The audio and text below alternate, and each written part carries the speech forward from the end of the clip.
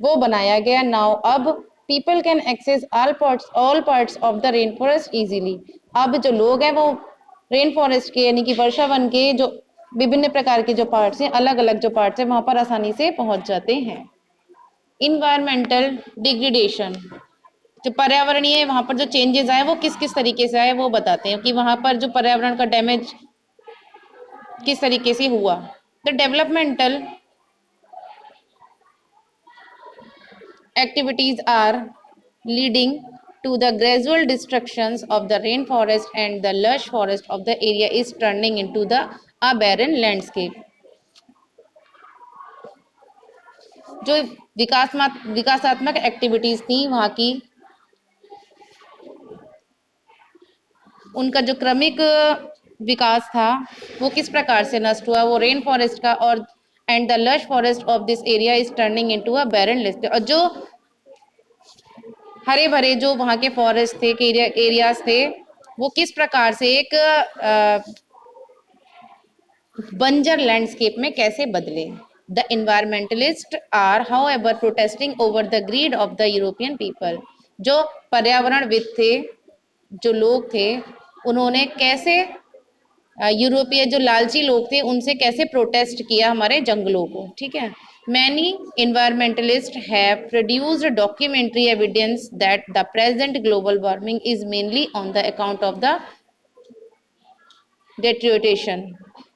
मैंने बहुत सारे जो पर्यावरणविद थे उन्होंने डॉक्यूमेंट्री बनाई। क्या होता है डॉक्यूमेंट्री का मीनिंग क्या होता है? दस्तावेज, सबूत के रूप में बनाए कि एविडेंस में होता है सबूत, डॉक्यूमेंट्री में होता है दस्तावेज। दस्तावेज जो है वो सबूत के रूप में बनाए कि जो प्रेजेंट ग्लोबल वार्मिंग है वो उसकी जो बिगड़ता हुआ जो अमेज़न रेन फॉरेस्ट के जो बिगड़ रहा है, वहां का जो पर्यावरण बिगड़ रहा है, उसके लिए उन्होंने जो डॉक्यूमेंट्री एविडेंस के रूप में बनाई। The commercial farming and deforestation has also caused great harm to animals habitats.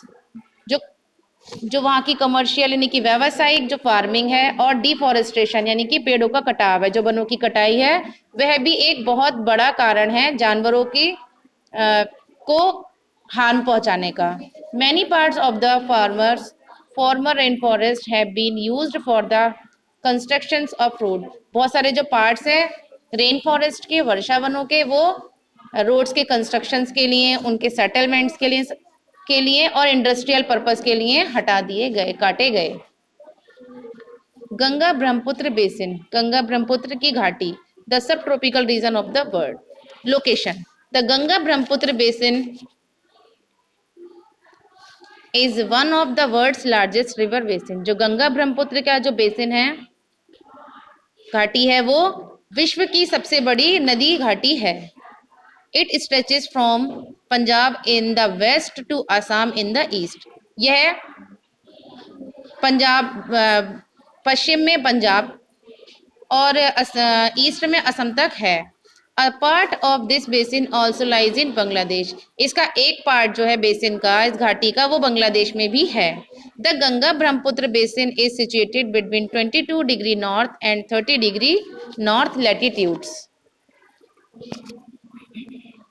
इसका एक गंगा ब्रह्मपुत्र बेसिन जो है वो 22 डिग्री नॉर्थ और 30 डिग्री नॉर्थ लेटिट्यूड्स पर है,